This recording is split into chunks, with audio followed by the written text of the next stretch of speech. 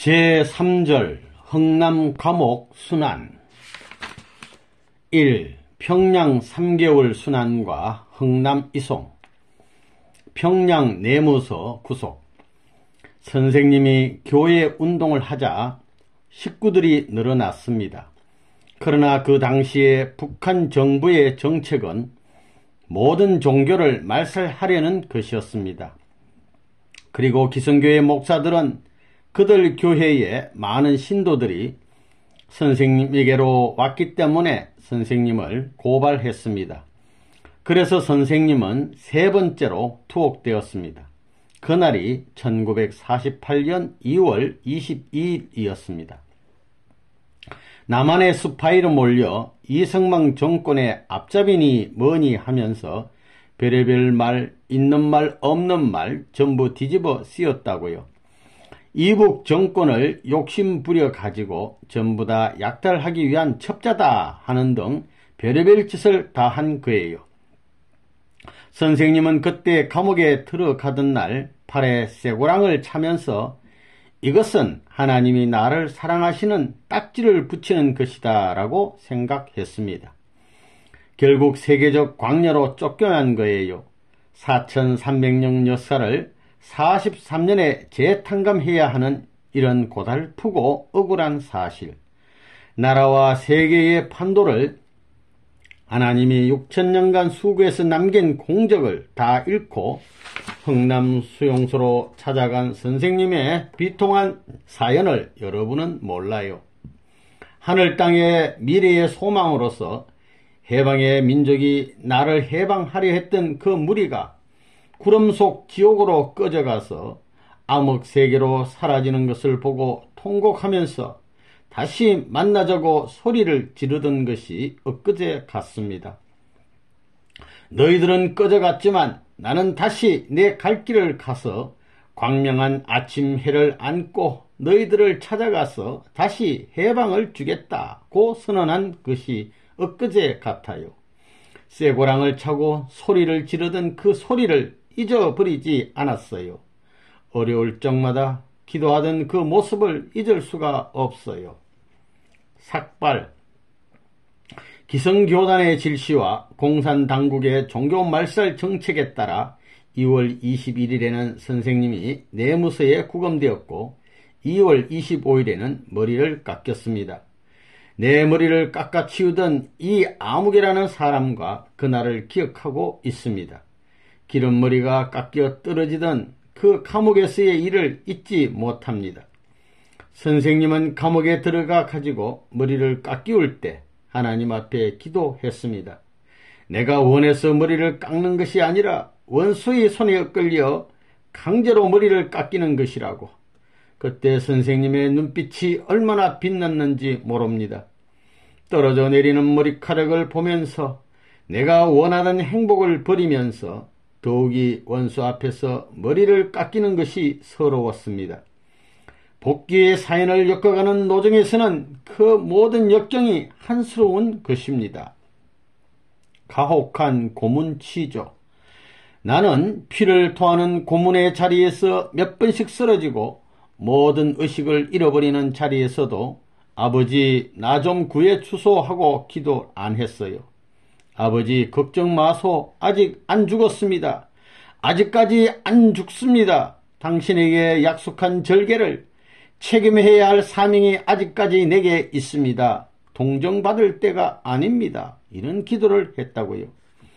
내가 효자가 되어 위로할 입장에 있기 때문에 피를 머금고 자세를 갖추어 가지고 고문당하고 들어와서는 달 없는 밤에도 하늘을 위로하던 옛날의 생활을 잊지 않았어요. 고문을 받아 쓰러지는 그 순간이 하나님의 음성을 들을 수 있는 순간이요. 숨이 끊어질락 말락하는 그 자리가 하나님을 만날 수 있는 자리라는 것입니다. 통일교회에 이 진리가 나오기까지는 여러분이 모르는 깊은 배후가 있고 골짜기가 있고 구원을 통했다는 사실을 여러분은 생각도 못할 것입니다. 이야, 레버넌 문화 어떻게 여기까지 왔느냐? 이럴 수 있는 자리였다 하는 것을 내가 알고 있다고요. 내가 맨을 맞는 것은 나를 위해 맞는 것이 아니라 민족을 위하여 맞는 것이요. 내가 흘리는 눈물은 이 민족의 아픔을 대신한 탕감의 눈물이었던 것입니다. 사탄을 대해가지고 이놈하며 사탄 편에 있는 실체의 사탄권을 대해서 이놈의 세계야 쳐라 쳐라. 만일의 때가 되거든 내가 이 7배 이상을 너희들에게 퍼부을 것이다. 그 좋은 재료를 수습하는 자리다 하며 고문대에 올라가더라도 쳐라 하는 것입니다. 옷을 벗으면 이길 나서 가지고 생긴 흉터가 여러 군데 있다고요. 그걸 바라볼 때 이 흉터는 인류와 하늘이 나에게 준 훈장이라 생각한다고요. 너 그때 결의하던 것을 너 죽을 때까지 생명을 걸고 가겠다고 하던 그 맹세를 잊어버렸느냐 이거예요. 그걸 볼 때마다 아침, 점심, 저녁 그걸 바라보면서 맹세를 하는 노름을 한다는 거예요. 이 흠집을 가진 너는 승리해야 돼 하고 승리하라고 격려한다는 거예요. 법정 공판. 이북에 있을 때 재판받을 날이 원래는 4월 3일이었는데 공산당이 교회를 탄압할 구실을 만들다 보니 길이 늦어져 4월 7일에야 받았습니다. 이 날이 구금된 후 만 40일 되는 날이었습니다. 선생님이 기독교에 몰리는 입장에서 공판받는 기간이었기 때문에 공산당원들에게 종교가 얼마나 악하고 아편적인 것인가 하는 것을 보이기 위해 그 공판을 연기한 것이었습니다. 내가 이북에서 곰팡정에 서게 되었을 때 이북에 있는 아무개 목사들이 와가지고 별의별 욕을 다 했습니다. 그러한 남이 알지 못하고 남이 느끼지 못한 충격을 아직까지 잊어버리지 않았다고요. 형무소에 가서 공판날 법정에 서는 그 기분, 나는 일생 동안 그 기분을 간직하고 있습니다. 오늘 공판정에 가지고 자기의 한마디가 운명을 결정한다 할 때는 비장하다고요. 공산당까지 비웃고 하던 것 내가 이야기를 안 한다고요. 내 역사는 너희들이 신란하는 신란으로서 사라져가는 것이 아니다 이거예요. 말없이 가지만 한때 너희들이 내 소나기에서 인류의 신란을 받을 때가 올 것이라고 한 것이 엊그제 같다고요. 공산주의에 대해 요만한 미련도 못 갖게 하기 위한 하늘의 작전이었고 공산권 내에 있는 기독교에 대한 관심을 못 두게 하는 하나님의 작전이었다 이거예요. 일치를 부정시키기 위한 작전이었습니다. 식구들의 전송. 공판정에서 판결을 받아가지고 형무소로 가는 길에서도 식구들 앞에 이걸 소리를 내면서 흔들었는데 그 소리가 쟁쟁하다고요. 수갑차 가지고 짤랑짤랑하면서 굿바이 하던 것이 지금도 잊혀지지 않는다고요. 짤랑짤랑하던 이 소리가 거기서 역사적인 후대의 영화가 생겨나고 후대의 수많은 젊은이들이 결의를 다짐할 수 있는 맹세의 터전으로서 폭발된다는 거예요. 오늘의 슬픔보다도 내일의 소망의 노래를 부르는 소리가 더 강하거늘 오늘의 억울한 것보다도 내일의 희망이 벅차오르는 그 가슴이 더 크거늘 아무리 포악한 원수가 내 손에 쇠고랑을 채우더라도 그 쇠고랑을 차고 사랑하는 교회와 사랑하는 식구들을 대하여 잘 이끌어 하던 그 말씀 가운데는 역사를 대하여 심판할 수 있는 팻말이 박혀지는 순간이었음을 생각할 때 그걸 느낄 수 있었던 순간이었더라 이거예요. 사나이로서 한 번 더 닦아야 할 그 길을 의기당당하게 가지 않으면 안 되었던 본연의 가치로서 그런 길을 찾을 수 있다는 사실을 생각하고 가는 그 사나이 앞에 옥중이 무슨 문제뇨? 죽음길이 무슨 문제냐는 거예요.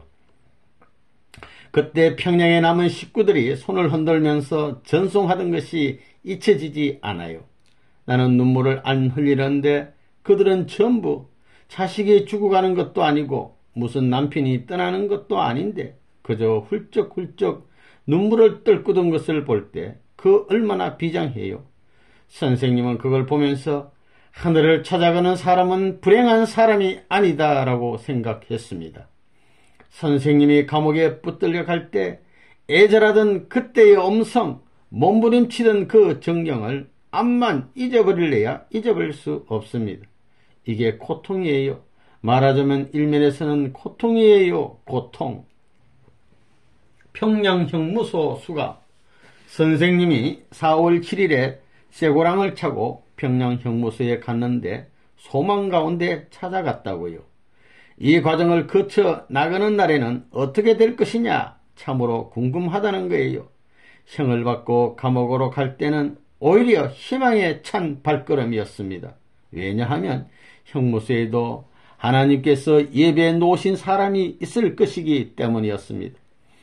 선생님은 또 내 한 고비를 메우기 위한 것이 올 것이 왔구만. 이후엔 무엇이 올 것인가 하는 것을 생각하는 거예요. 그 사건보다도 그 후에 무엇이 올 것인가를 생각합니다. 선생님이 감옥 같은 데 들어가게 되면 감방장하고 친하는 데 선수였습니다. 몇 마디만 얘기하면 금방 친해졌습니다.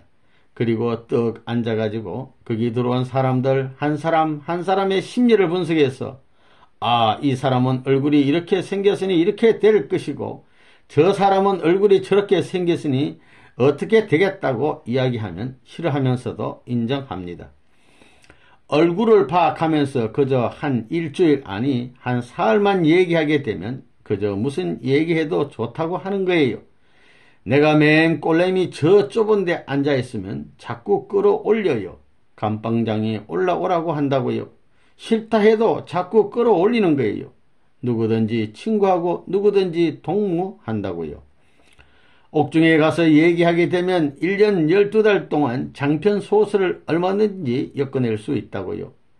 피리 소리가 들려오면 그 소리에 내 곡조를 맞추고 그러면 그 환경이 전부 다 같이 놀아나는 거예요. 한마음 한뜻으로 정성 들여가지고 그런 세계에 딱 밧줄을 메어놓고 왕래해야 천하에 자기 이름을 남기는 사나이가 된다는 것입니다. 반대 주모자 면회. 선생님이 감옥에 있을 때 원수가 사과하러 면회왔던 일이 있었습니다. 만나주느냐 안 만나주느냐 하는 것이 하나의 시험이었습니다. 선생님을 감옥에 집어넣은 주모자가 있었어요. 나를 감옥에 집어넣기 위해 선두적 역할을 한 그 녀석이 떡 나타났다는 거예요. 추억 대할 때 기분이 나빴다고요. 하지만 시치미를 딱 뗐습니다. 누구신지 나는 잘 모르겠는데요. 그랬습니다. 그 사람의 눈을 보니 옛날에는 고약했는데 그 눈이 다 풀어지고 제법 사람 꼴을 쓰고 나타났더라고요. 그래가지고 지난 일을 다 흘려버리고 찾아온 걸 나쁘게 생각하지 말라고 하는 거예요. 자기가 한 일이 있으니까. 그러고 나갈 때 먹을 것을 사주고 갔습니다. 그런데 그것을 먹느냐 안 먹느냐 그것이 문제였습니다. 감옥 같은 데서는 먹을 것이 참 귀합니다.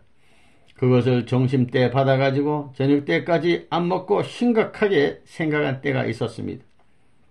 사랑의 원칙을 발견하지 않고는 받을 수가 없습니다. 그것을 심각하게 생각해가지고 나누어 먹은 생각이 납니다. 더욱이 그는 공산당 간부라고요.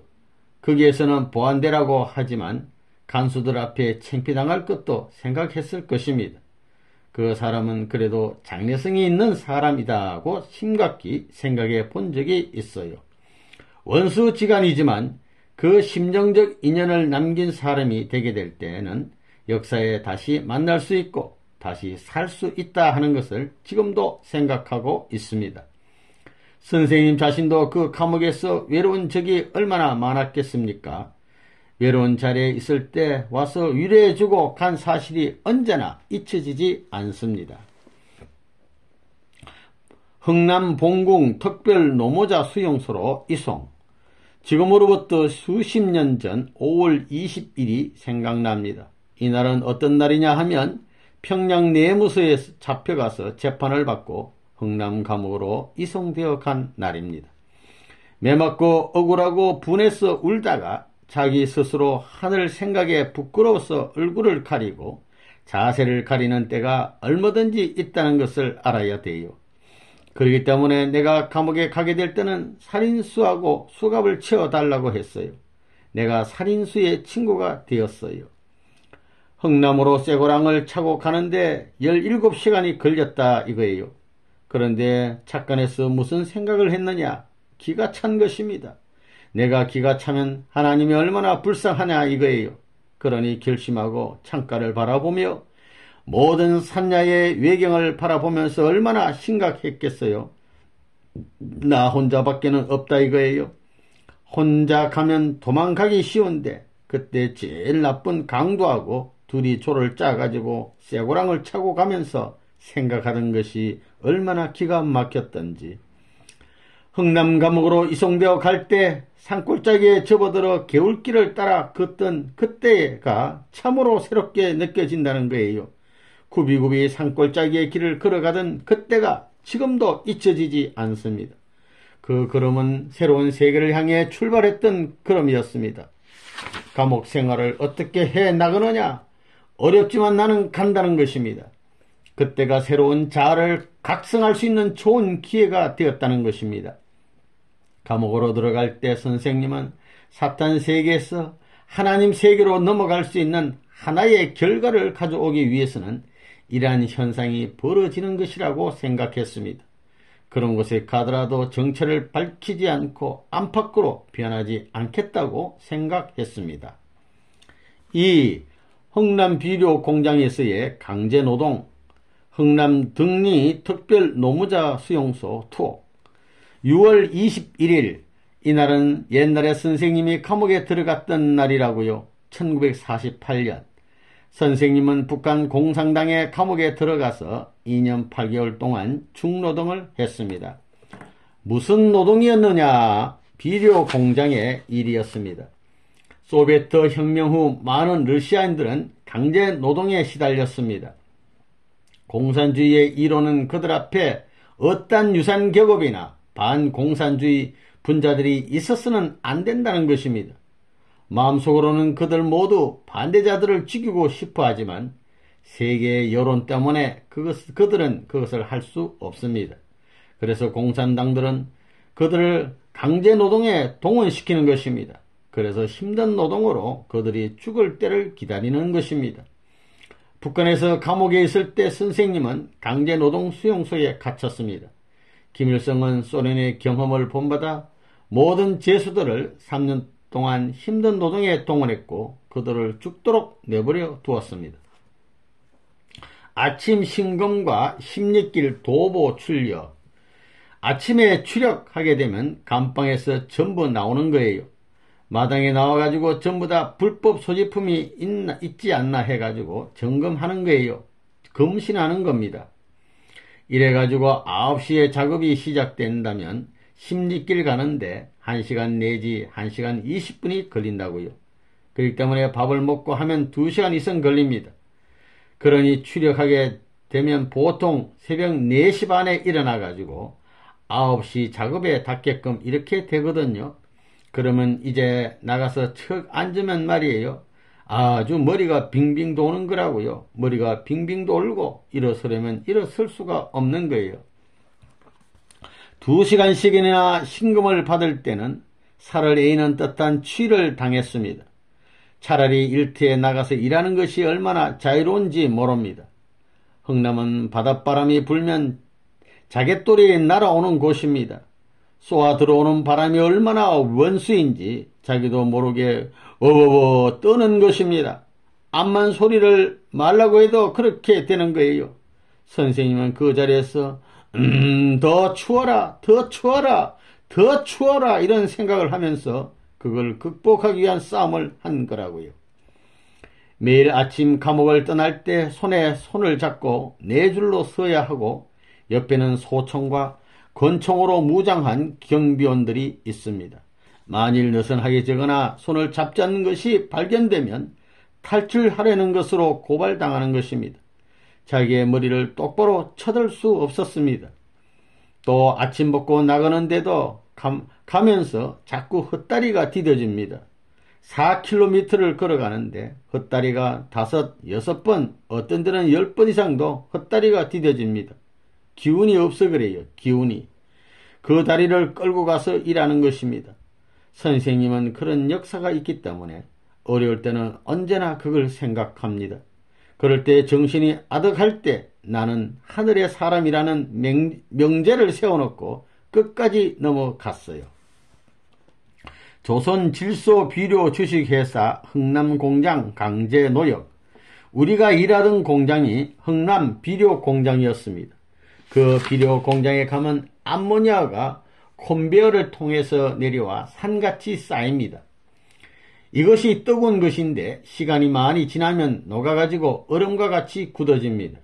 컨베어를 통해서 큰 광장 폭판에 쌓이는데 그 모습이 딱 폭포 같아요.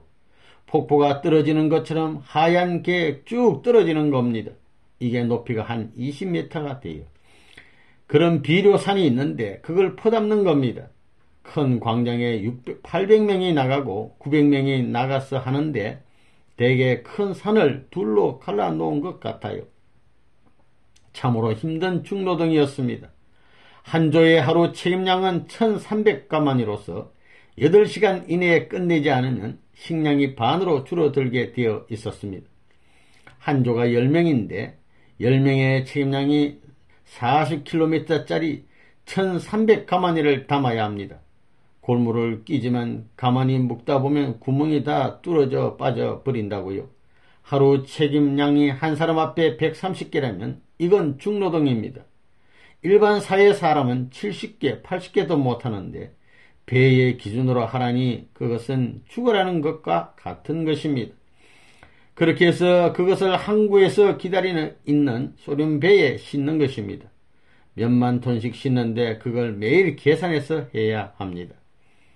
몸은 유산의 해를 입습니다. 머리가 빠지고 피부를 짜보면 물이 나옵니다. 6개월이 지나면 반드시 각혈을 합니다. 대개 폐병이라고 생각하고 낙담하기 때문에 죽어버립니다. 기껏 1년 반이나 2년밖에 견디지 못합니다. 살이 전부 다 갈라져 가지고 뼈가 보일 정도로 피가 나는 거예요. 그래도 매일같이 암모니아 비료를 날랐다고요. 보통 면 제복은 일주일 이내에 다 뭉개지는 거예요. 목명 같으면 말이에요. 그런데도 반년만 일을 하게 되면 세포가 전부 다 죽어서 짜면 물이 난다고요. 아침에는 피가 뚝뚝 흐르고 그렇게 전부 다 갈라진다고요. 하루에 점심때 되기 전까지 중간에 15분 쉬고 그 다음 점심때에 1시간 쉬고 그 다음에 오후 중간에 15분 쉬어요. 이렇게 해서 1시간 반 정도 쉬는 시간이 있는데 점심때가 되게 되면 전부 해체해서 자기 반끼리 밥을 먹습니다. 변소는 어떻냐 하면 그런 큰 공장에서는 구덩이에 시멘트를 쭉 해놓고 홈을 파가지고 바닥에 폐수가 나가는 구멍을 뚫어 놓는 거예요. 그래가지고 변소로 쓰는 겁니다. 그러나 현장에서 똥을 싸게 된다면 할 수 없이 암모니아 비료뜸이 산에 삽으로 푹 파고 거기에 주저앉아가지고 싼다고요. 그게 아무래도 비료가 되니까 집어넣는 거예요. 떡 주저앉아가지고 대포 쏘듯이 싸는 거예요. 푸다다닥. 그게 오래 할 수 없다고요. 그렇게 갈긴다 이겁니다. 전심전력을 투입한 작업. 선생님은 흥남 감옥에서 비료 가마니를 묶어내면서 그것이 최후의 전선이라고 생각했습니다. 노동하는 가운데서도 노동하고 있다는 것을 의식치 않습니다. 노동시간이 기도의 시간이었습니다. 선생님은 그러한 일을 하려고 태어났다고 생각했습니다. 항상 선생님은 마치 선생님이 복귀 승리를 하는 것처럼 모든 심정과 모든 성의를 그 일에 쏟았습니다. 선생님은 작업하는 동안에 항상 선생님이 연계에서 경험했던 것을 생각했고 훗날 선생님의 후손들과 선생님을 따르는 사람들에게 보여줄 영화에서의 주인공이라고 생각했습니다. 선생님은 휴식 시간이라는 벨이 울려도 못 들었습니다. 선생님은 뭐 철근 같은 사나이다 이런 말을 많이 들었다고요. 내가 손을 대는 일은 참 기뻐서 하는 거예요. 누구보다도 좋아서 한다고요. 그것이 앞설 뿐이지 딴 것이 없다고요. 결국은 뚫고 나간 거예요. 아무리 어려운 감옥이라도 뚫고 나가야 돼요. 나는 여기서 죽더라도 너는 지지 않고 이기고 죽었다 하는 그런 사상을 남겨야 된다고 생각했다는 거예요. 그때의 체중은 19간 372kg이었습니다. 다른 수인들은 모두 야유어 가는데 선생님은 야이질 않는 것이었습니다. 그래서 모두 연구 대상이었습니다. 선생님은 감옥에 3년 가까이 있으면서도 단 한 번 학질을 알아본 것 외에는 병이라고는 몰랐습니다. 그러나 선생님은 아무리 아파도 약을 먹기는커녕 금식까지 하면서 일을 했습니다. 그때 학질을 12죽을 알았으나 조금도 쉬지 않고 일을 했습니다. 24일. 힘든 일을 피하겠다는 사람은 그 일에 견디지 못합니다. 가장 어려운 일 자청. 감옥에서의 생활은 아무리 괴롭다고 하더라도 남에게서 은혜를 받아서는 안 됩니다. 그것이 절정에 설 수 있는 방책입니다. 남들로부터 혜택을 받는 것은 탕감의 길에서는 허락되지 않습니다. 그걸 알았기 때문에 감옥에 들어가자마자 어느 누구도 못하는 제일 어려운 일을 내가 책임진다고 한 것이 첫 결이었어요. 책임을 지는 데 있어서는 몇 배까지 책임진다. 벌써 그렇게 생각하는 거예요. 비로 산더미를 자꾸 파들어 가기 때문에 멀리서 그것을 저울이 있는 데까지 옮겨 놓으려면 시간 내에 책임을 못한다고요. 한 4m 정도 파들어가 가지고 저울에 한번 올리려면 5분 이상 걸리기 때문에 냉큼 못하는 거예요. 그렇기 때문에 누가 들어가서 저리로 던져야 되는데 그 힘든 것을 누가 하겠어요. 그래서 선생님이 그걸 책임졌다고요. 그 중에 30%는 내가 했어요. 제일 어려운 일을 하면서 반원들을 수습해가지고 5시에 끝나는 것을 언제든지 12시 반에 끝내는 것입니다. 1300가만히 책임량의 합격만 되면 그 다음엔 노는 것입니다. 12시까지 끝내고 정신 먹고 쉬게 될 때에 그 쾌감이라는 건 해보지 않은 사람은 몰라요. 우리 같은 사람은 거기에 있어서 챔피언이 되다 보니까 일하는 사람이 모두 내 뒤만 따라다녔다고요. 감옥에 있어서 구세주가 못 되는 것이 평화시대의 구세주라고 한다면 그는 가짜 구세주예요. 뭐 옥중의 성자라고 해서 흥남 감옥에 있던 사람이 나에 대해서 쓴 책이 있는 것을 내가 알고 있지만 말이에요. 옥이 나에게는 무슨 곳이 못 돼요. 채찍이 제 아무리 무섭고 그 환경이 제 아무리 모질다 하더라도 그 사랑을 흠모하는 마음을 점령 못했습니다. 하나님을 부르고 아버지를 부르고 하나님을 위하는 향심을 꺾어내지 못했어요. 그 힘을 중심 삼고 나는 종적인 단계를 해방할 수 있는 터전을 공고히 닦은 것입니다. 맨살 감추기. 흥남 감옥에 들어가 비료 공장에서 일할 때 그렇게 더운 온유월 폭중에도 데님을 메고 했습니다. 정강이도 내놓지 않았습니다. 내 몸을 통해서 땀을 흘려가지고 하나님 앞에 바쳐드려야 할 거룩한 길이 남아있기 때문에 하나님을 위하여 정성을 다하는 데서는 누구한테도 이 몸을 보이고 싶지 않았다는 것입니다. 유산하게 되면 알지만 가마에서 찐 것 같이 김이 무럭무럭 납니다. 그러니 동짓딸에도 옷을 벗고 전부 다 팬티바람으로 일을 해야 할 상황입니다. 그러한 비료 공장에서 일하면서도 장바지를 입고 일했다고요. 그런 더운 곳에서도 내가 아랫도리를 안 보이게 했습니다. 수절하는 연 이상의 그런 훈련을 해 나왔습니다. 내가 아는 본향집을 향해서 고향의 전통을 향해서 아무리 감옥살이가 험하더라도 내 갈 길을 막지 못해요.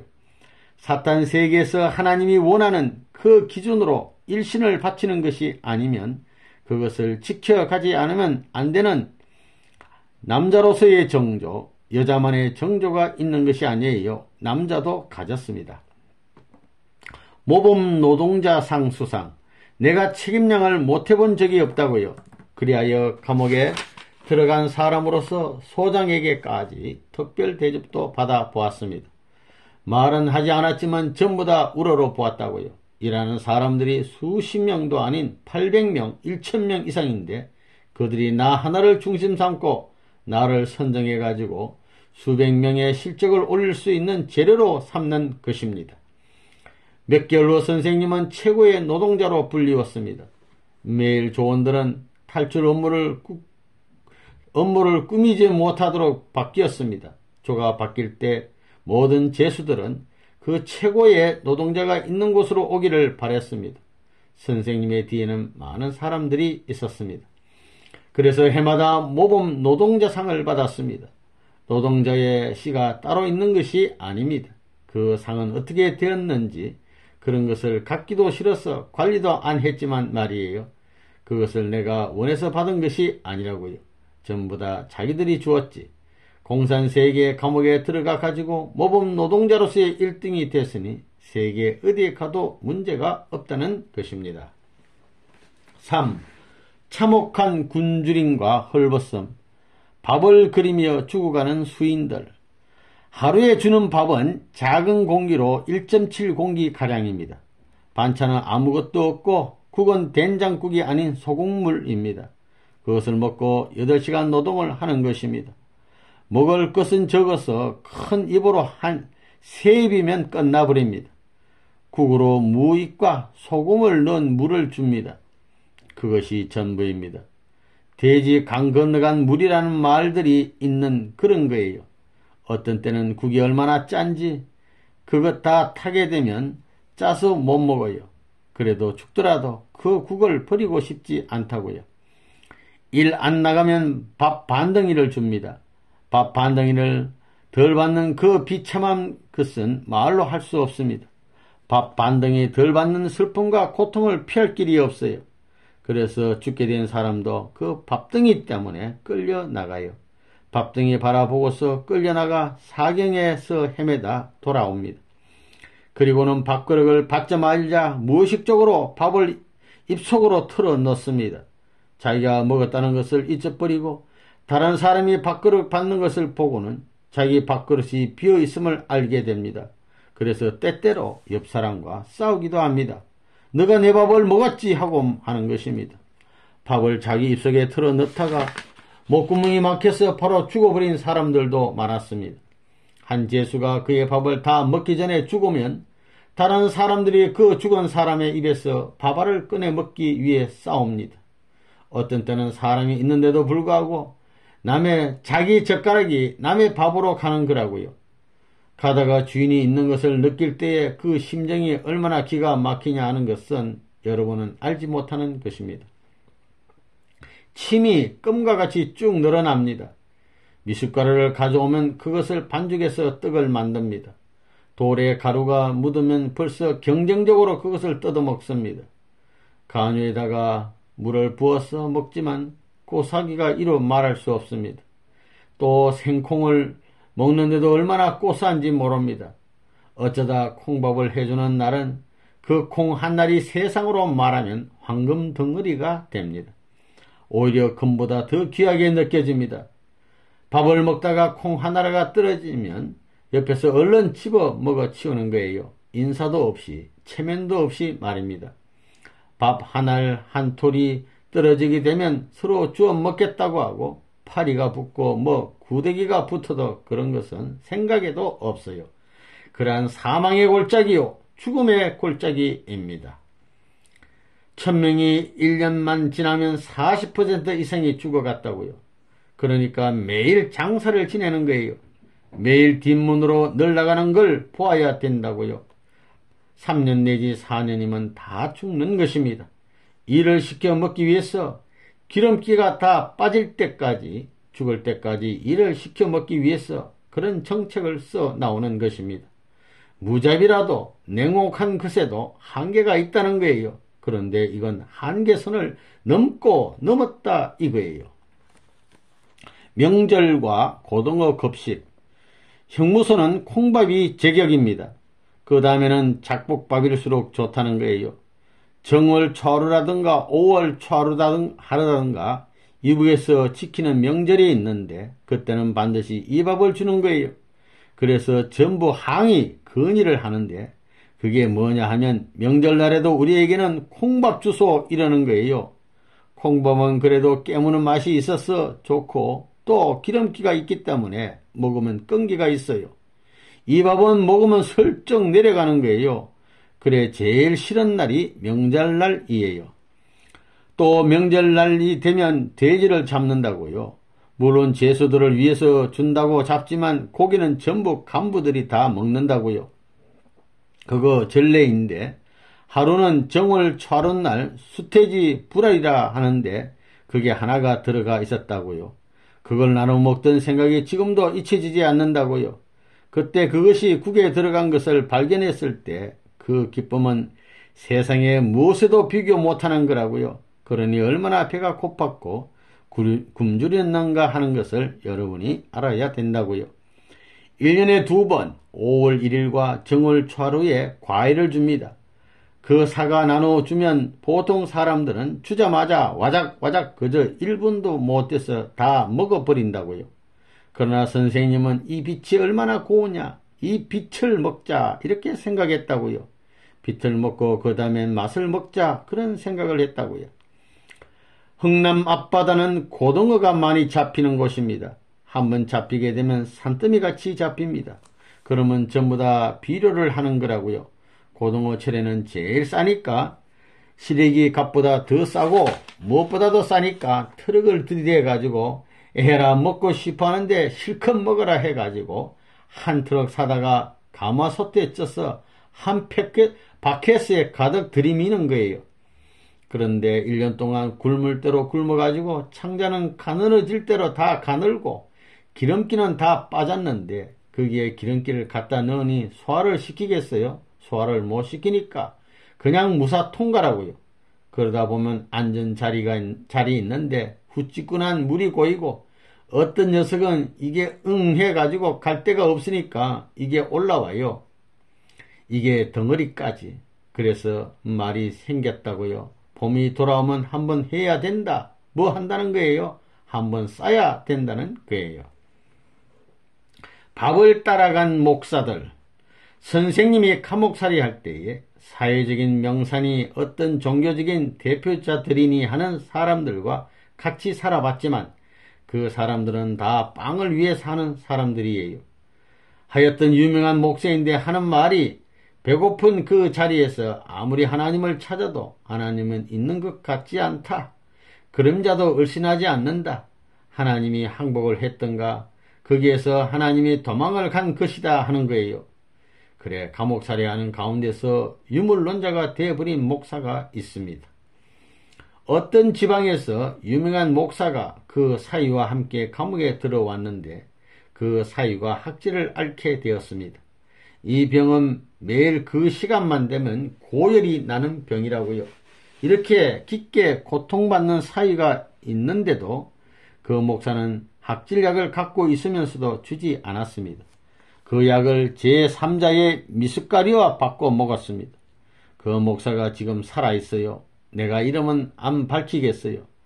다이아진 학질 하나에 약에 미숫가루 한 봉지에 바꾸는 장사를 하는 거예요. 그야말로 밥목사였습니다. 이 밥목사 패거리들이 기르고 있는 하늘의 양을 누가 해방시킬 것이냐. 3주간의 절반 식사. 선생님이 그러한 환경 속에서 어떻게 살아남을 수 있었겠어요? 선생님은 정신력의 중요성을 알았습니다. 선생님은 정신적으로 특별한 결심을 했습니다. 그래서 선생님이 먹는 음식의 절반으로도 살 수 있다고 마음에 확신을 가졌습니다. 그래서 그 다음 날부터 선생님은 다른 사람들에게 선생님의 음식의 절반을 주기 시작했습니다. 그것을 3주 동안 계속했습니다. 선생님은 절반의 음식을 먹고도 선생님의 자급량을 완수할 수 있다고 확신하게 되었습니다. 그때부터 선생님은 선생님 목소의 식사를 모두 먹기 시작했습니다. 선생님은 선생님의 식사는 절반이고 다른 절반은 하나님에 의해 주시는 덤이라고 생각했습니다. 이런 훈련을 딱 하고 그 다음부터는 차익 같은 걸 들여다 주더라도 그걸 먹지 않는단 말이에요. 미숫가루 같은 걸 들여주게 되면 그거 궁하고 굶주렸으니 얼마나 먹고 싶겠나요? 그러나 그것을 탐해서는 안 된단 말이에요. 그거 바라볼 필요 없어요. 그랬다가는 죽는 거예요. 죽는 거라고요. 그런 걸 먹지 않고 딱 소정에 작정한 그 귤것 내에서 자기가 지탱할, 자기가 살 길을 개척해 나가야 되는 거예요. 모밀 주먹밥. 밥을 먹다가도 그 생각을 하면 목에 매여 밥을 못 먹어요. 그래서 내가 기억하는 날이 있습니다. 12월 14일부터 28일까지. 모밀 있지요? 모밀. 모밀도 3분의 2도 안 갈았어요. 절반밖에 안 갈았다고요. 그런 것을 배겁져 가가지고 그것으로 식사를 해결했다고요.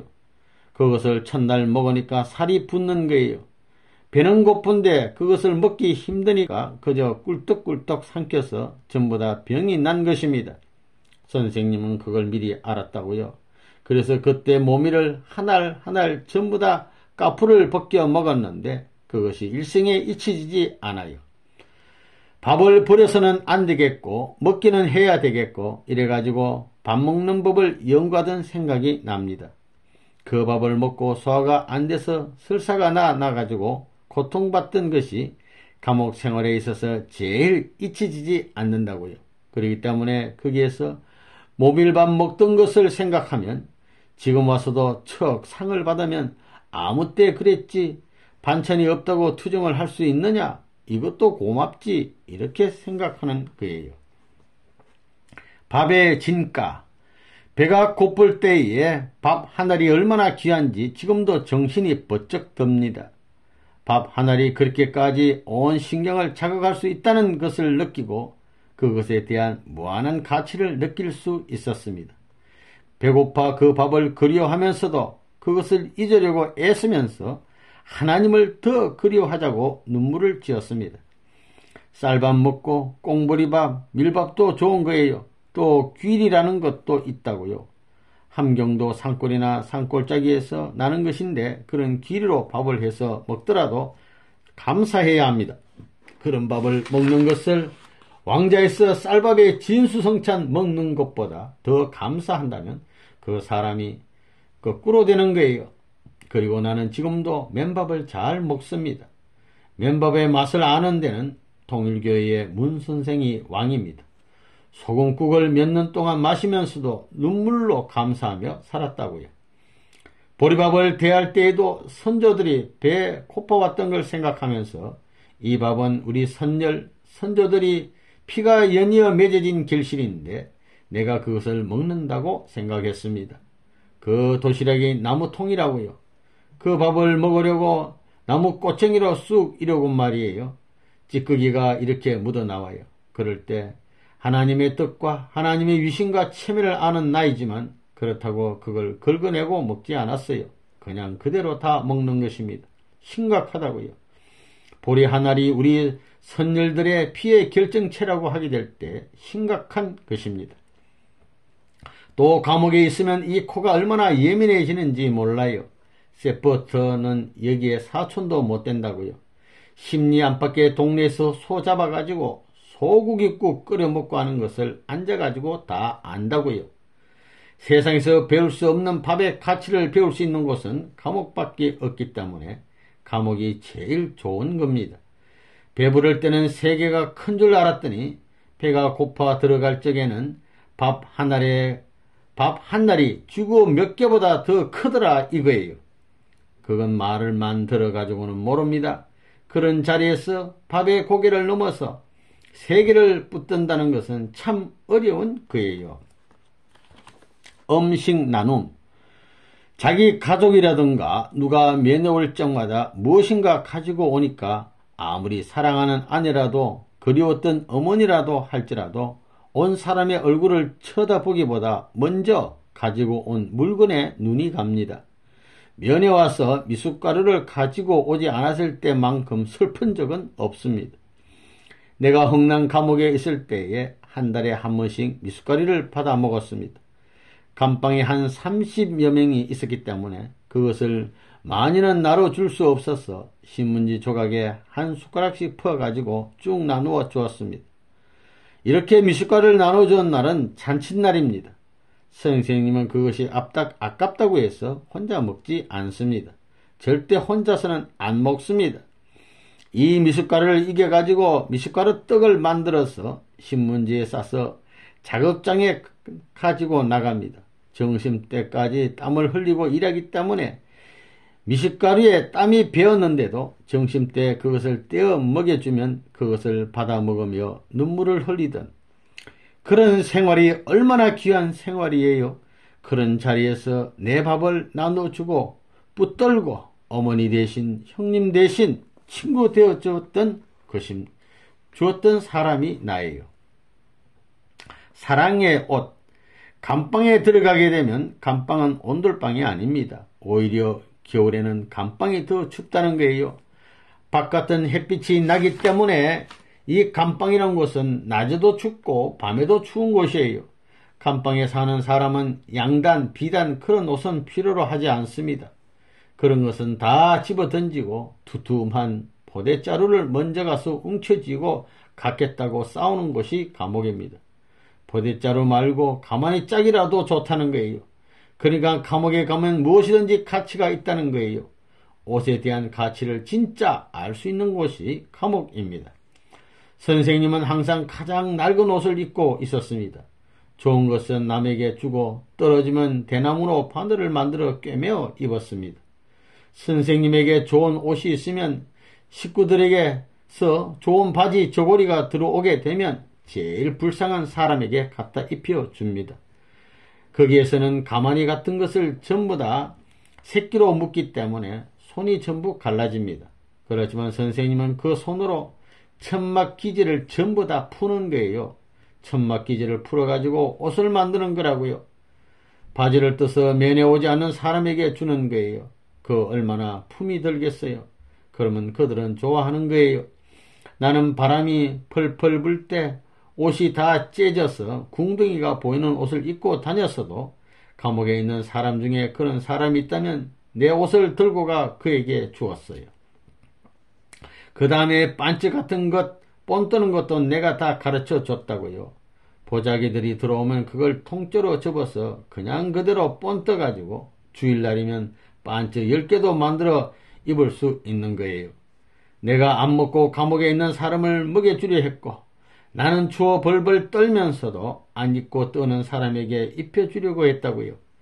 그들의 세계에서도 사랑의 줄을 다달아 놓아야 되기 때문에 그래야 고삐를 잡아가지고 투망처럼 당기게 되면 한때 다 걸려들지요. 바늘 하나의 진가. 형무소에서 바늘 배급해줘요? 절대 안 해줍니다. 자체 해결하는 거예요. 바늘이 어디 하나 있다 하면 교섭을 합니다. 그래서 어느 감방에 바늘 하나 생겼다면 이건 화제거리가 됩니다. 선생님도 그때 바늘을 보고 이 이상의 가치를 지닌 것이 어디 있을까 하고 생각했을 정도였습니다. 필요하다면 유리를 깨뜨리는 거예요. 매 맞더라도 기압 받더라도 갈고리 집어넣는 척 하다가 비스듬히 던지면 저 공장 위에 있는 것이 떨어질 수도 있다고요. 그것으로 면도도 하고 젓가락도 만들고 했다고요. 거기에는 내가 선생이라고요. 와이어를 싹 구부려 가지고 그 유리로 가만 싹 하게 되면 달아집니다. 그렇게 되면 훌륭한 바늘이 되는 거예요. 선생님의 앞니에 금이 간 것은 흥남 감옥에 있을 때 바늘을 만들려다가 상한 것입니다. 그렇게 만든 바늘이 그 얼마나 귀한 것인가. 하나님께서 찾고자 하는 사람도 이렇게 귀하다는 것을 깨달았습니다. 4. 수용소 수용생활 옥중기도 절대 사랑입니다. 이것밖에 없다고요. 레버너먼은 공산당이 감옥에 넣고 별의별 노름을 다 하더라도 하나님을 끝끝내 사랑했어요. 하나님을 믿되 절대적으로 믿는 거예요. 내가 약속했으면 내가 약속한 것이 절대적이요. 그가 나에게 명령하면 그걸 절대적으로 안다 이거예요. 뭐 어렵고 쉽고 그게 다 문제가 되지 않아요. 감옥에서도 효자는 효자 노릇을 해야 된다고요. 충신은 충신 노릇을 감옥에 들어가서도 해야 된다 이거예요. 비가 내리는 처마 끝에 물방울이 뚝뚝 떨어져 가지고 바위를 뚫는다는 것을 생각할 때 내 사랑의 눈물 방울이 하나님의 가슴 속에 엉클어진 한의 바위를 뚫을 수 있다면, 그럴 수 있으면 하면서 그런 물방울을 보고 통곡한 사정을 여러분은 모를 거예요. 또 어렵게 될 때는 절대 기도하지 않았습니다. 일주일이고 한 달이고 이야기를 안 해요. 어려우면 어려울수록 나의 최고의 지혜를 다하고 최고의 정성을 들여가지고 어떻게 이 어려운 환경을 하나님이 나로 말미암아 녹여낼 수 있는 길을 모색하느냐 한 것입니다. 이 어려운 심정적 동기를 관련시켜가지고 하나님이 통곡하게 하고 분함과 원통함에 사무쳐 이것을 들이칠 수 있게 하는 노름을 어떻게 하느냐. 다시 말하면 원수의 적진을 격파시킬 수 있는 심정의 폭발력을 어떻게 자극하느냐. 그런 면을 생각했다는 거예요. 아이고 내가 어서 빨리 나가야 되겠다. 그렇게 생각하지 않았어요. 선생님은 흥남 감옥에서 3년 가까운 세월을 보냈지만 그 가운데서도 몇몇 식구들을 위한 기도는 밥 먹을 때부터 잠잘 때까지 매번 안 해준 적이 없었습니다. 설령 떨어져 나간 사람일지라도 그를 위해서 계속 기도해 주었습니다. 그러면 영적으로 선생님을 찾아와서 떨어져 나간 것을 처량하게 눈물을 흘리며 보고를 하는 것입니다. 육신이 약하여 어쩔 수 없이 선생님을 떠나지 않으면 안 되겠다고 인사를 하며 떠나는 그 비참한 정경은 동정하지 않을래 않을 수 없는 것입니다. 그렇게 떠나갔어도 그 사람을 위해 계속 기도해 주지 않으면 안 됩니다. 그 사람이 책임을 다하지 못하고 갔기 때문에 그 계승자가 나올 때까지 기도해 주어야 하는 것입니다. 감옥에 들어가 있으면서도 3년 가까이 그런 사람들을 위해서 마음으로 하루에 3번씩 기도해 주었어요. 어떤 때에는 12시간 혹은 24시간 동안 기도해야 할 문제가 있었어요. 강도 녀석이 있었는데 한 번은 아침에 세상에서 하던 행동을 그 노름을 감방에 들어와서도 하길래 내가 바른 말을 했어요. 그 불순한 것을 전우를 따져가지고 들이 공격했어요. 그런데 그렇게 하고 나서는 기도를 해도 기도가 막히고 말이에요. 세상에 그런 지옥이 없다고요. 캄캄한 천지에 하나 있는 촛불마저 꺼지면 얼마나 기가 막히겠어요. 딱 그거예요. 그래가지고 일주일 만에 그것을 다시 찾게 될 때의 그 희열, 그것은 천하를 얻어도 그것과 바꿀 수 없다고요. 여러분이 그걸 딱 잡고 있어야 합니다. 생명줄. 하나님도 어떻게 할 수 없고 사탄도 어떻게 할 수 없는 그 무엇을 갖고 있어야 돼요. 나만이 지킬 수 있고 나만이 귀하게 할 줄 아는 생명력을 여러분은 가져야 됩니다. 변기 옆자리. 선생님이 지내던 방은 36명이 살았어요. 여름에는 거기서 물이 나와요. 거기서 나는 제일 더운데 제일 냄새나는 밑창에서 지냈어요. 거기서 무엇을 생각하느냐? 추운 겨울을 생각하는 것입니다. 겨울의 주인이 될 줄 아는 사람이 여름을 지배할 수 있는 것이고 여름의 주인이 될 수 있는 사람이 겨울을 지배할 수 있는 것입니다. 똥통 옆에 눕더라도 아담 헤아보다 낫다고 생각하는 것입니다. 아담 헤아는 맨 땅에다 똥을 쌌지만 나는 도구로 된 똥통을 사용하니 아담 헤아보다 낫다는 것입니다. 제일 똥통 옆에 가 자기 때문에 설산한 몸들이 전부 다 화다닥 딱 뿌리니까 말이에요. 전부 다 궁둥이를 들고 싸버리니 거기 있다가는 똥바가지를 쓰지 별 수 있어요. 그래도 참 잘 됐구나. 내 신세를 빛낼 수 있는 앞으로 인류 역사를 감아줄 수 있는 좋은 기회가 지금이 아니겠느냐. 그렇게 생각하는 겁니다. 몸 관리와 잠자리 예법. 아무리 어려운 환경이라도 하늘을 모시할 책임이 있다 이거예요. 지옥에 가더라도 거기에서 천국으로서의 길이 빛나야 된다 이거예요. 옥중에서 물을 주면 조그만 종지잔에 3분의 1밖에 안 돼요. 그것이 배당수예요.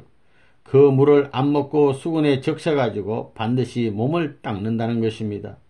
첫째로는 말하지 않고, 둘째는 자지 않고, 자다가 새벽에 보면 남이야 자든 말든 반드시 한 15분 전에 먼저 일어나는 거예요. 들키면 큰일 나지요. 제일 힘든 것이 무엇이냐 하면 말이에요. 들키는 날에는 기압이라는 거예요. 자는 시간을 딱 작정해 놓으면 암만 일어나고 싶어서 눈을 뜨고 있더라도 일어나 앉지 못하는 거예요. 이런 감방에 있어서 한 10분 내지 15분 전에 혼자 일어나서 냉수욕을 하는 거예요. 또 운동을 해야 돼요. 운동. 자기의 체력을 보존하기 위해서는 운동을 해야 돼요. 그래 선생님이 고안한 운동법이 있어요. 상당히 효과가 나는 거예요. 어디에 앉게 될 때는 반드시 성별하고 앉고 서게 될 때는 반드시 성별하고 일어서고 그랬어요. 더럽히지 않으려고 혼자 잠을 잘 때도 팔다리를 벌리고 자지를 않았습니다. 위에 하나님이 계신다는 것입니다. 자는 데에도 예법이 있는 것입니다. 토요일 저녁과 일요일은 그래도 자유를 주기 때문에 그 자리에서 먹고 자는 거예요. 그런데 선생님은 3년 가까이 있었지만 낮잠 한 번 자지 않았어요. 절대 낮잠을 안 자는 거예요. 소기에 작정한 시간대로 작정한 잠, 작정한 음식 외에는 탐내지 않았어요. 그러니 선생님이 자는 것을 보지 못했다 하는 말을 남기고 있는 거예요. 정조름이 올 때는 눈이 아질아질하고 막 피곤이 몰려옵니다. 그렇지만 결심을 했으면 그 결심을 지켜야 됩니다. 그러한 과정을 거치고 나게 되면 청 눕자마자 하늘이 품어주는 느낌이 듭니다. 아무리 그렇게 추악한 감방이라도 하늘은 같이 한다는 것입니다. 피곤해서 옷도 못 벗고 쓰러져 자는데 자다가 화장실 갈 때 눈을 뜨겠어요? 변소에 가려면 어두워서 못 갑니다. 그런데 변소 가는 길이 훤하게 보여요. 손 등불이 되는 거예요. 그런 길이 있는 거예요. 그 세계를 접해야 됩니다. 간수들과 감방 수인들, 감옥에 들어가 살 때도 아이고 내가 그릇된 길로 갈까봐 채찍을 든 천사장이 지키고 있으니 감사하지라고 생각했습니다. 에덴 동산에서 아담해아를 타락시켰던 천사장보다도 더 잘못될까봐 궁둥이를 들고 날 지키는 천사장이 있구만 하면서 파수보고 있는 간수들을 고만 분들이라고 생각한 것입니다. 요만한 방에 30명에서 35명이 가거든요. 거기에는 살인 강도가 없나? 별의별 고질 재수가 다 없나?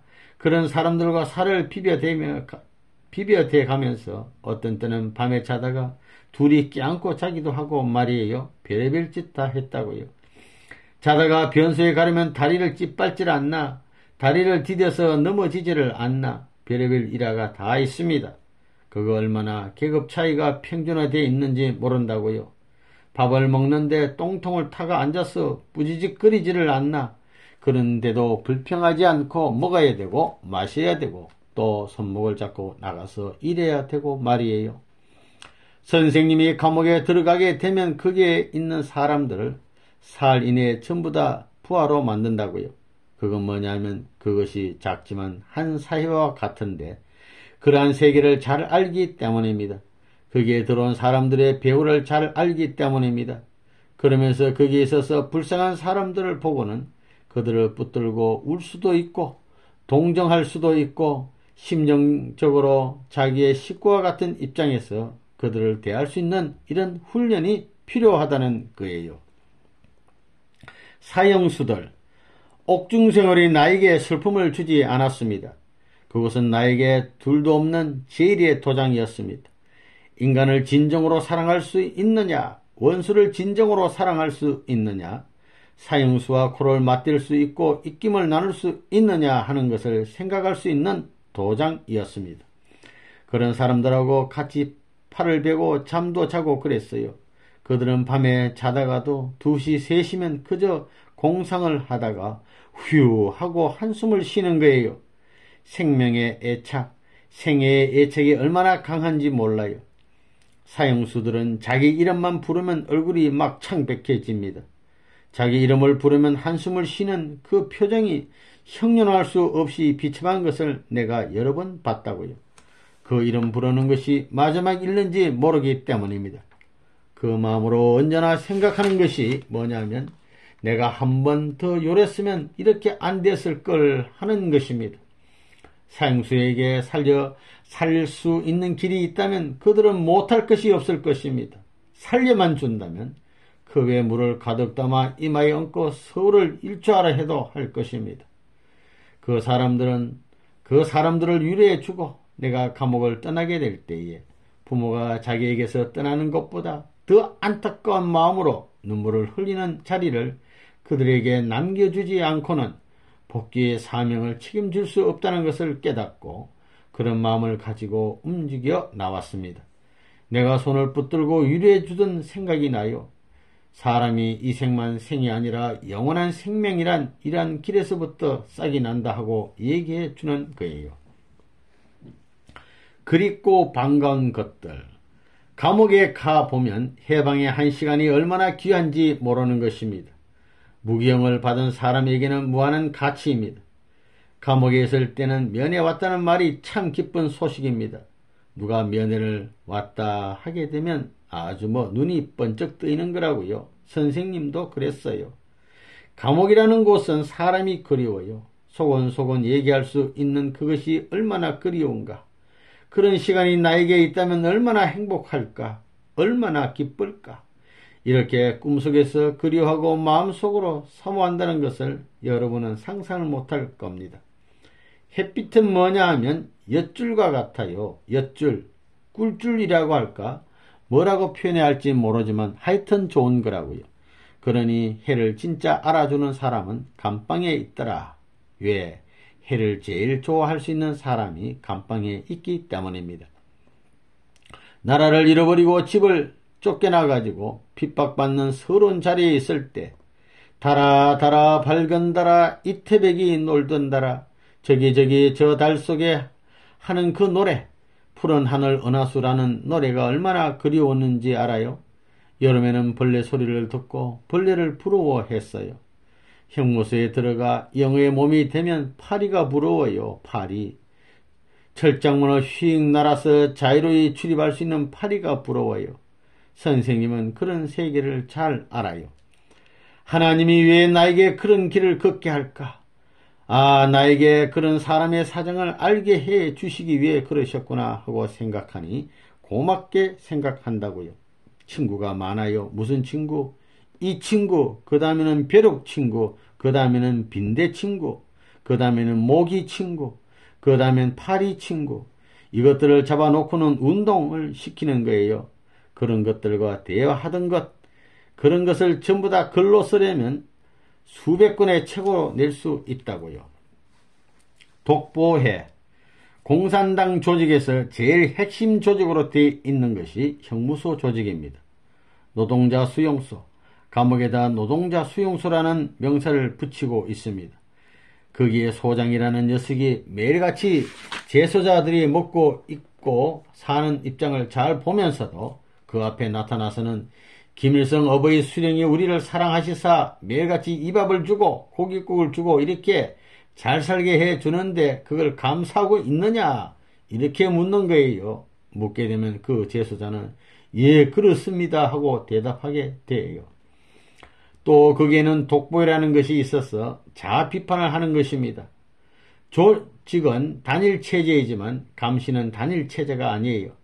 거기에 당이 들어와 있습니다. 당이 들어와 있는 동시에 젊은 애들을 내세워서 보안대를 세워가지고 모든 행정 요원을 감시합니다. 그런 것들을 가르치고는 그 강의에 대한 각자의 감상문을 쓰게 합니다. 그들은 그런 보고서들로서 책을 만듭니다. 좋은 감상문을 쓴 사람들을 뽑아서 재수들 앞에서 낭독하게 했습니다. 그 가운데서 가장 어려웠던 것은 매일 감상문을 쓰라는 것이었습니다. 선생님은 쓰지 않았습니다. 그러나 일에 있어서는 할 만큼 하고 있으니까 문제가 되지 않았습니다. 언제나 백지를 냈습니다. 그래서 1등 노동자가 되어야 했던 거예요. 살아남는 방법은 그것밖에 없었습니다. 선생님은 누구보다도 북한을 잘 아는 사람입니다. 공산 치하 감옥에 있으면서 선생님이 연구한 게 뭐냐 하면 북한의 실정입니다. 그렇기 때문에 공산당의 본질이 어떻다는 걸 잘 아는 사람이라고요. 충모님의 면회.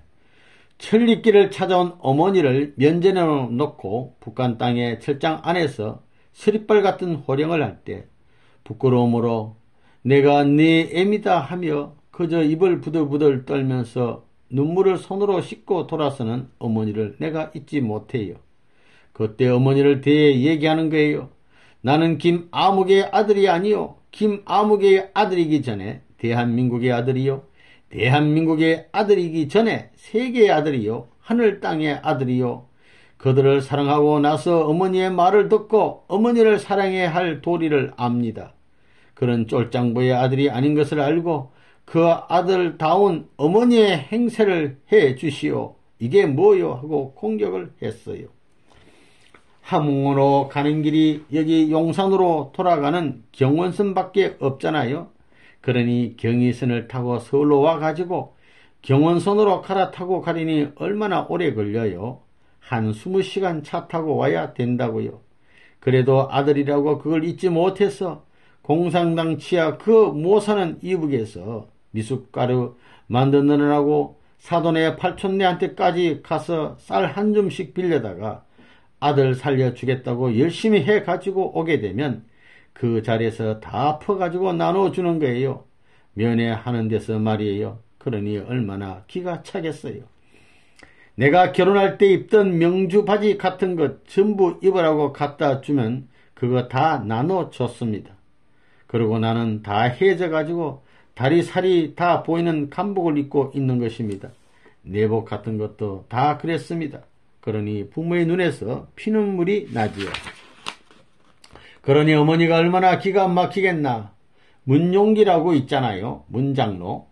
그 집에 가서는 내 할개를 펴고 이놈의 자식이 부모가 이러는데도 그럴 수 있느냐고 통곡을 하곤 했다고요. 내가 그걸 압니다. 다 압니다. 5. 옥중제자 전도. 옥중에 함께하신 하나님. 내가 감옥에 있을 때 그런 어려운 자리에서도 나는 하나님을 보고 나에게 협조하지 말라고 했지만 하나님은 나에게 협조한 것입니다. 내가 어려운 데서 자신있게 결심하는 것도 필요하지만 환경적으로 묶어주는 그런 기반이 있어야 되기 때문에 그걸 만들어 주신 것이 하나님이었다는 것을 너무나 잘 알고 있다는 겁니다. 감옥에서도 그보다 더한 깊은 속에 갇힐지라도 거기에는 무한한 하나님의 위로가 있습니다. 고독하고 고독해서 불쌍한 입장, 외적으로 보면 누구 하나 관심도 가져주지 않는 입장이지만 무한한 영계와 무한한 희망의 세계의 모든 주체의 원동력이 자신과 함께하고 싶어 한다는 것을 체험하는 것입니다. 조용한 밤중에도 혹은 숨이 막히는 그 속에서라도 최후의 숨이 끊어지는 그 순간에라도 하나님의 섭리의 손길은 뻗쳐지고 있는 것입니다. 그 속에서 가만히 떠오르는 하나님의 지시는 언제나 있는 것입니다. 언제나 일신의 신념에 넘쳐서 자기도 모르게 눈물을 머금는 심각한 입장에 서서 무엇이든지 문의하는 마음으로 하나님에게로 나아가면 어느샌가 벌써 해결의 한계를 넘는 자신을 발견하게 되는 것입니다. 그래 한마디 하게 되면 그대로 되기 때문에 감옥에서 선생님이 문제의 인물이 된 것입니다. 가장 심각하고 힘든 장소에서 하나님을 만날 수 있다는 것입니다. 그것은 가장 은밀한 곳입니다. 영계의 역사로 제자 전도. 옥중 생활에 있어서 예수님이 쫓기고 제자들이 반대했던 입장을 탕감복귀해야 했습니다. 선생님은 그 감옥 생활 중에서도 영계가 협조하여 12명의 제자를 전도하였으며 그로 말미암아 새로운 역사가 출발할 수 있게 되었던 것입니다. 영계는 천사장권이니까 천사장으로서 그 사명을 다하지 못하면 아담의 영광권과 관계를 가질 수 없기 때문에 협조하지 않을 수 없습니다. 내가 배고플 때에 저 하늘에서 보기가 딱하면 먹을 것을 갖다 주는 거라고요.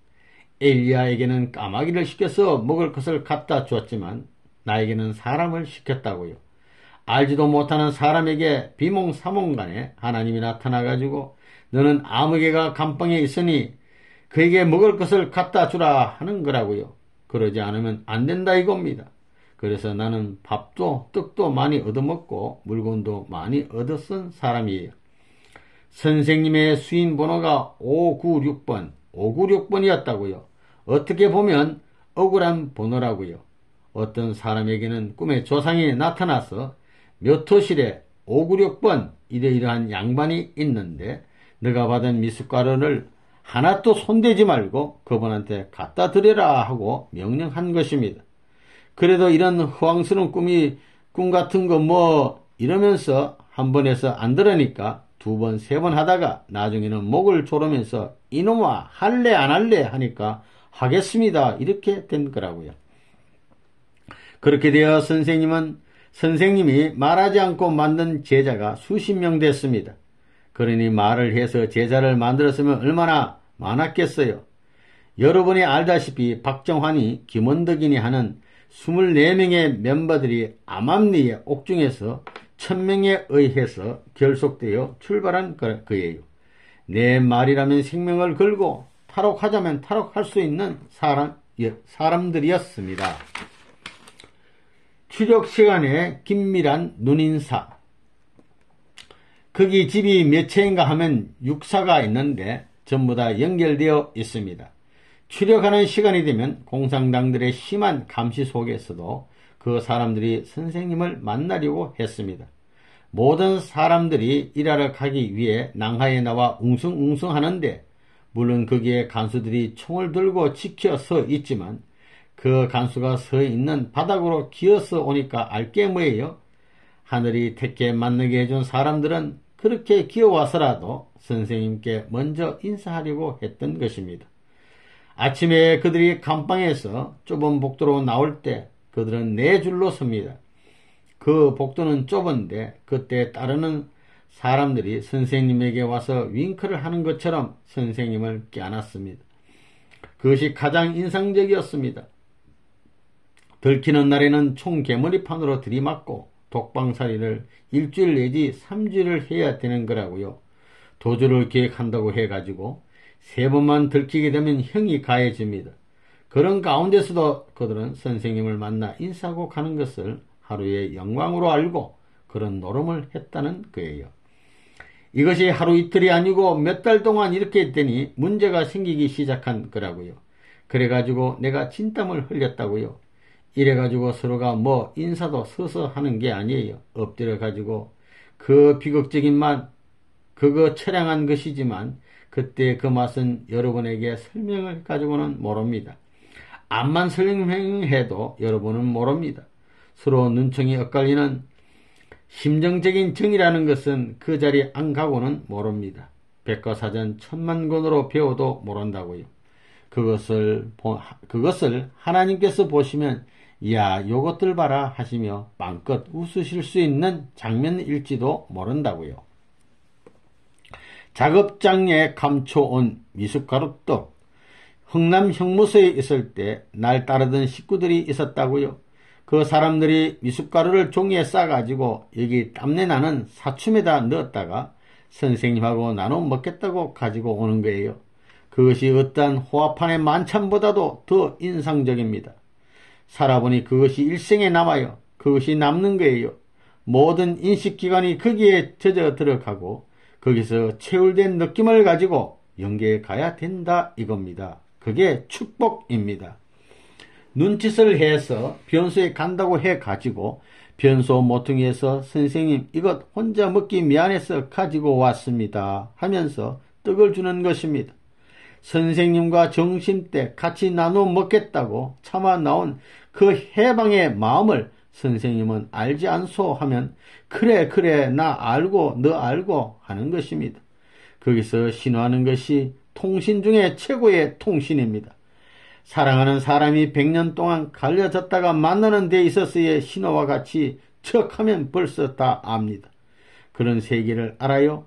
우리 통일교의 교인들은 그런 성의를 가지고 선생님에게 떡 한 짜박지라도 해주려고 생각한 사람 있으면 손들어봐요. 지금도 그 세계가 그리워요. 그런 자리에서 참 눈물 어린 그린 자리에서 미숫가루 떡을 나눠 먹던 그 인상이 지금도 잊혀지지 않아요. 세상에서 보면 그거 아무것도 아니지만 거기에 엉클어진 정기, 거기에 서며 있는 그 힘이라는 것은 상상도 못하는 거예요. 생일에 미숫가루 가져온 사람. 내가 감옥에 있을 때 잊혀지지 않는 것이 있습니다. 선생님의 생일날이었습니다. 감옥은 상당히 살 풍경이 감도는 그런 곳입니다. 거기에 평양 사람이 있었는데 그 사람이 내 생일인 것을 알고 자기가 먹다 남은 미숫가루 한 바리를 무뚝히 아침에 주던 것이 일생 동안 잊혀지지 않아요. 언젠가는 몇천 배로 갚아줘야 되겠다고 생각하는 것입니다. 신세를 졌으면 반드시 갚아야 되겠다는 거예요. 내 일생에서 지난날 어떤 옥중 어떤 한때에 그러한 일이 있었으면 그 일들을 내가 기억하고 있고 그 일들을 전부 다 내가 잊어본 적이 없는 거라고요. 이것은 내가 일생에서 갚는다 이렇게 생각한 것은 갚아보지 못한 일이 없다 이거예요. 만일에 그 사람이 없게 되면 몇 배로 딴 사람을 통해서 그런 조건을 걸고 전부 다 갚아왔다고요. 죽되 빚지고 죽는 무덤을 남기고 싶지 않다는 것이 선생님의 생활 철학이라고 인생관이다 이겁니다. 6. 한국 동란 발발과 흥남 감옥 출감. 한국 동란 발발. 하나님의 복귀 섭리로 볼 때 하나님의 섭리는 끝날이 되면 서구 문명을 기필코 아시아에 연결시키기 위해서 몰고 왔던 것입니다. 피와 살과 몸과 마음과 정성과 모든 것을 가지고 들어와야 됩니다. 그런데 그것이 그렇게 안 되어 있었기 때문에 한국 동란을 중심 삼아가지고 16개국에 해당하는 이민국이 비로소 1950년도에 아시아의 접전지인 한국을 택해가지고 들어온 거라고요. 메시아가 태어나는 곳은 조국인 것입니다.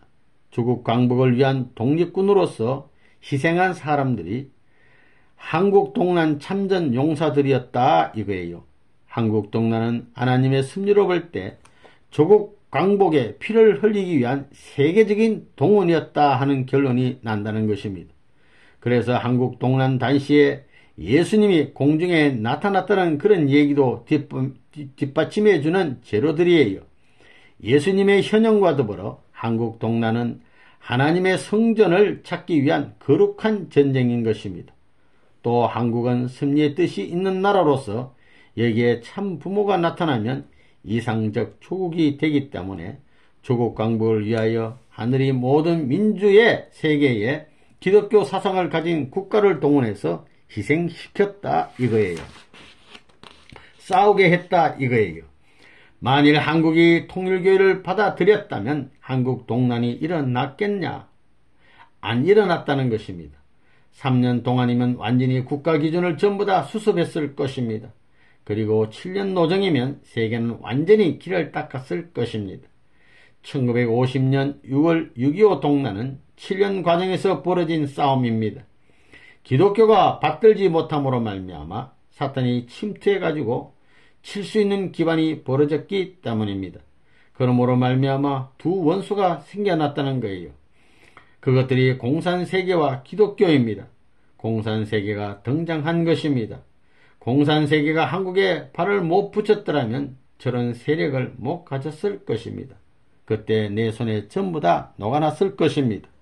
그때 메가드 장군 말대로 했다면 1952년 6월까지 끝난다는 것입니다. 해방 이후 7년 만에 끝난다는 것입니다. 한국 동란에 트루만 대통령이 유엔군을 투입한 것은 잘했지만 트루만이 역사적인 실패를 했다는 것입니다. B-29기의 흥남 일대 폭격. 1950년 8월 1일 100대 이상의 B-29기가 총공격하여 흥남 공장을 크게 폭격하였습니다. 선생님은 이렇게 될 것을 미리 알고 있었을 뿐 아니라 직경 12m 이내는 하나님이 지켜주시겠다고 하는 것을 알고 있었으므로 가까운 사람들에게 모두 선생님 주위에 있도록 일렀었습니다. 선생님은 그런 중에서 가만히 명상을 하고 있었습니다. 폭격 같은 것은 생각하지 않았습니다. 거무의 이상세계에 대해서 생각하고 있었습니다. 이처럼 복귀의 사명을 하는 이러한 사람을 영계에 데리고 가면 하나님에겐 천주적인 손해입니다. 하나님은 어떤 희생을 치루었으라도 방비해 주고 싶었고 그렇게 하지 않을 수 없었습니다. 남들은 그저 입 다물고 걱정하지만 나는 그런 생각하는 그예요. 흥남공장을 한바탕 폭격할 때 남들은 죽겠다고 야단하는데 나는 그 세계에 들어가 가지고 죽음의 고개가 문제가 아니라고요. 수인들의 일선 투입. 공산당들은 6.25 동란이 일어나자 전 일선에 누구를 동원시켰느냐 하면 수용소에 있는 전 제수를 전체 동원한 것입니다. 일선에서 총 맞아 죽으라고 전부 동원하는 일이 벌어졌습니다. 그때 흥남 감옥에 1000명 가까운 전체 제수들에게 120리끼를 행군해 가지고 집합하라는 명령이 내렸다 이거예요. 상부에서 우리들을 일선으로 출동시키기 위해 집합명령을 했고 우리는 그 명령을 받고 갔습니다.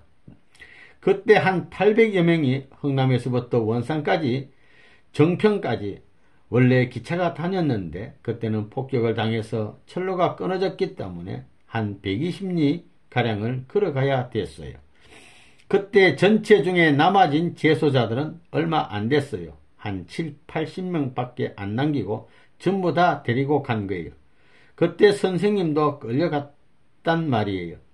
저녁 8시부터 출발해 가지고 밤새껏 가가지고 새벽을 지나 한 60리, 80리 가량 갔어요. 낮에는 폭격 때문에 걷지 못한다 말이에요. 이래가지고 기차 역시 밤 시간을 이용해 가지고 연락하기 위해서 4시 전에 도착하게끔 이렇게 해 놓았어요. 그런데 그 차가 중앙에서 내려오던 차가 중간에 사고가 생겼어요. 그러니 할 수 없이 며칠 거기에 정차해 놓고 머무르게 되었는데 거기에는 상당히 지장이 많단 말이에요. 자기들은 불과 몇 명밖에 안 되고 제수들은 많고 이러니까 문제가 생길까봐 되돌아왔단 말이에요. 되돌아와 가지고 사흘 만에 다시 갔는데 그 800여 명의 제수들을 전부 다 데리고 갔는데 나 하나 빼놓고 갔다는 거예요. 하나는 빼가지고 떨어져 거기에 남아 있어가지고 쭉 나온 거예요. 유엔군의 흥남 상륙과 극적인 추록.